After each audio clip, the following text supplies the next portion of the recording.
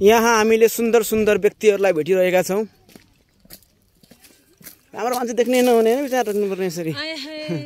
ओहो बाटो त यहाँ खतरा रहेछ यार। हिटी हिटी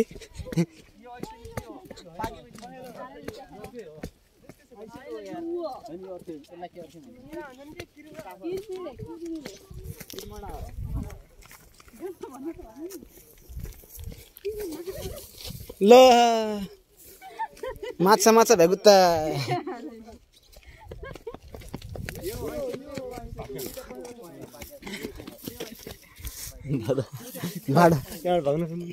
पानी बगाउने ठाउँ हो सही।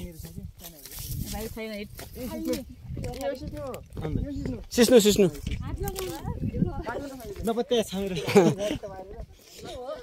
दुब्लाउनको लागि सिस्नु खाऊ तिमी। दुब्लाउन सुकाएको सिस्नुको तर हल्का लेदो बनाएर खाने राम्रो छ।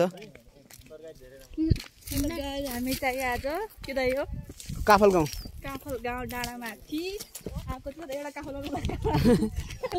चप्पल टुट्यो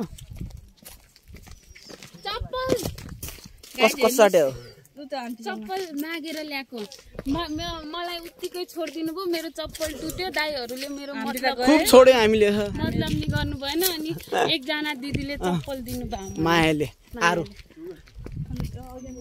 आरु यो पनि नास्पति टिप्दैन।